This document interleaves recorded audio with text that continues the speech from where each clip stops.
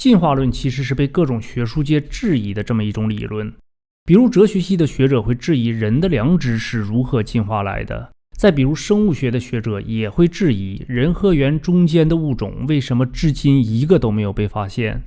你是否有问过自己，如果进化论只是一种理论，那为什么我们和我们的孩子在学校里要不断的受到教育系统的持续教导呢？我们生活在一个信仰被压制的时代，也是很多未被证实的信息被当作事实的时代。进化论已经在多个学术领域被证明是错误的，遗憾的是许多人并没意识到这一点。为什么教育系统只给我们无神论科学家的论述，却不给有神论科学家的论述呢？历史上许多伟大科学家都是遵守圣经教导的基督徒，但今天上帝的教导却逐渐在美国这个以基督教立国的国家被刻意淡化。最近这段时间，美国的保守势力在许多州正推动要把圣经十诫带回学校，但博主认为，如果进化论仍然在同样的教室里被教授，那么它不会有任何帮助。因为如果人是进化来的，那我们为什么还要相信上帝的十诫呢？如果你也是基督徒，无论你在哪儿，希望咱们同心合意的为保守势力祈祷。Texas is joining at least 14 states where legislators want to reintroduce Christian principles in public school spaces. Posting the Ten Commandments in our public school classrooms allows students to have an understanding and an appreciation for our heritage, for systems of law, and the connection of the Ten Commandments to Western civilization.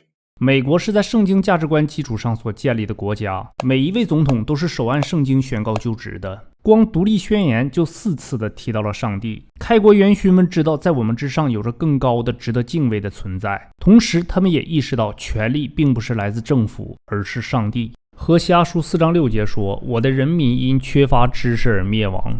博主的问题是，为什么不能把各种不同的观点都告诉孩子们？为什么只能有片面的无神论观点？为什么不能告诉他们神创论科学家的世界观呢？之前美国是在学校教授神创论的，但在60年代左右，忽然间法院做出了裁决，他们才开始慢慢的将神创论从学校中移除，用进化论取而代之。然后老师们就不能再在课堂上教授神创论了。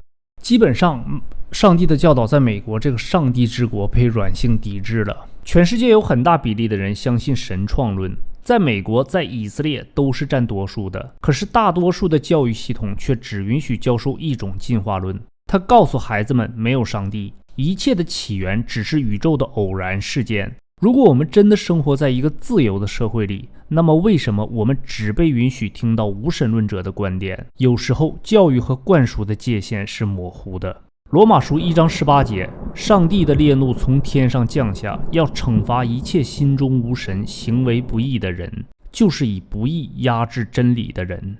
Piltdown Man skull discovery was a huge hoax, and it had enormous ramifications for the world of anthropology, science, our understanding of mankind for almost half a century. 当今学校教导的进化论就是核心，上帝并不存在，我们来到这个世界只是偶然，我们的人生并没有一个确切的意义，你孩子的人生也是如此，只有适者生存，缺少怜悯，缺少爱。美国过去发生过许多校园枪击案，问题其实不在于枪支，而是在于他们那一颗破碎的心，以及他们被洗脑过的罪恶思想。他们反抗上帝，违背上帝的教导。如果我们都接受神的教导，爱我们的邻舍，事情一定不会如此糟糕。西番雅书3章17节，耶和华你的神是施行拯救、大有能力的主，他在你中间必因你欢欣喜乐，默然爱你，且因你喜乐而欢呼。我们来到世界上并非像进化论所描述的那样是个偶然，上帝按照他的形象创造了我们，他爱我们，每个生命都有价值。我们在这有限的一生，最重要的是要做出一个选择，追求世界还是归顺上帝。我们这几代人从小学校就开始教授我们进化论，如果稍微细心点，你就会留意到进化论的教导是如何改变这个世界的。在博物馆，在电影里，在纪录片里，我们看到的一切就像是一场革命，把谎言包装成真理的革命。世界上绝大多数博物馆都有进化论的展览，很多人曾表示媒体塑造了他们对科学的看法，包括我们来自哪里。我们在学校不断地被灌输进化论，然而进化论只是一种理论，为什么不教神创论，然后让我们自己做出决定？教育不就应该是这样吗？我们学习各种各样的理论，然后独立思考，最后做出自己的决定。 Like a small horse to a whale in 10 million years, that's not much longer than it took humans to evolve from our common ancestor of the chimpanzees. So this is very rapid evolution. This is an absolute confirmation of the truth of evolution, at least in this lineage. 圣经创世纪1章21节，神就造出大鱼和水中所滋生各样有生命的动物，各从其类，又造出飞鸟，各从其类，神看着是好的。创世纪1章24节，神说地要生出活物来，各从其类，牲畜、爬虫、野兽各从其类，事就这样成了。博主相信，不论过几千万年，鱼永远是鱼，永远都不会跑到陆地上变成马。New technologies generated by this recently discovered process called science, which genuinely is a powerful way of knowing that really does generate lots of new knowledge. It is directly in opposition to religion as a way of knowing. Faith is not information. Belief is not sufficient to probe the universe. It is antithetical to critical examination and honest understanding. I don't see that religion will ever contribute to science. So science and religion are incompatible in all the ways that count. Science works. Religion doesn't. Science will not allow the divine foot in the door, as Lewontin has said, because religion corrupts and misleads. 进化论已经禁不住推敲了，但他们仍然在学校里被允许教授。今天很多科学家，特别是无神论科学家们，他们获取了所谓的证据，然后用他们的世界观以学术作为包装进行解释，但它本质上就是一种假设，然后他们把这些经过学术包装的所谓的真理教授给我们。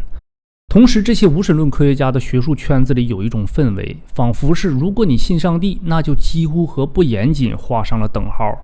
他们不想让基督教科学家告诉人们他们的信仰。科学和信仰不知道从什么时候开始被塑造成了对立形态。在这儿我们要明白3个非常重要的信息。第一，缺失的过渡化石。如果进化论是真的，我们会看到数百万块清晰的过渡物种的化石，显示出动物在数百万年的时间里是如何慢慢的进化成其他动物的。比如按照进化论的观点，海里的生物是如何一步一步变成猪的，或者说是如何一步一步变成马的。也就是说，海洋生物变成猪变成马的中间形态的化石为什么没有？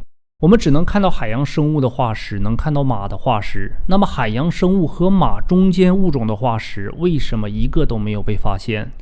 同样的逻辑也可以用在其他动物身上，比如牛、羊或者是猿猴。根据化石的记录显示，物种是突然之间以一种完全的形态出现的，而并不像一个单细胞生物慢慢的演化出来的。就像圣经创世纪1章21节所说的，神就造出大鱼和水中所滋生各样有生命的动物，各从其类，又造出各样飞鸟，各从其类。第二，热力学第2定律表明，物体会逐渐分解，而不是进化。所有的物体都是会分解的，并不会发展出一个更好的形态。但进化论却截然相反。第三，复杂的生物系统是没有办法进化的，比如人的眼睛。眼睛里即使是微小的细胞都是非常复杂的，它们必须是一次性设计出来才能够运作。这不是进化，更像是智能设计。真正的科学是支持神创论的。历史上很多伟大的科学家都相信圣经，都是基督徒。你比如说现代化学之父罗伯特·波伊尔，遗传学之父格雷戈尔·孟德尔，还有发现电磁感应的迈克尔·法拉第等等，还有很多很多。就因为这些科学家信奉上帝，所以他们才会去研究上帝的创造。信仰和科学并不是对立的。 Now, I don't mind if you have faith in your God, but science doesn't require faith. It requires evidence. Well, it seems to me that that's just what's missing from the whole idea of evolution. What's missing? Evidence. Evidence is missing. It just seems that it takes much more faith to believe in evolution than to believe in a designer. Do you have any examples? Well, how about when the textbook talks about the law of biogenesis? How life cannot come from non-life, but then in the next chapter it talks about how all life sprung from non-living material. And then it talks about mutation and natural selection and how it can change one animal into another, but mutation only loses information and natural selection can only choose from what's there. So how does a simple living organism turn into something like us? I mean, you have to think about like the complexity of the human eye and how we could never design something like that, or how the human body can heal itself. I just don't understand how some half-pound insect-eating shrew that somehow dodged whatever killed the dinosaurs could evolve from ape to ape-man over millions of unseen years, and then poof, you have humans. If evolution were true, we'd have millions of in-between creatures running around everywhere, right? And all of the in-between fossils could fit in the back of my Prius. And you know what else? I just don't understand how all of this started. I mean, you say that science doesn't rely on faith, but evolution requires faith. Faith that everything just burst out of nothing, that gas clouds collapsed and turned into stars, and all this stuff just collided around the sun to create planets, including Earth, that is just the right distance away from the sun to sustain life. It requires faith to believe that living organisms, created male and female, crawled out of the water and then magically became land-dwelling animals, which then became humans, all without intelligence or design. I just think it takes a lot more faith to believe in evolution than it does to believe that all the design, marvelous design around us points to a designer. 这就是本期视频全部内容。如果你喜欢，希望你开启小铃铛、订阅、点赞、支持博主。咱们下期见。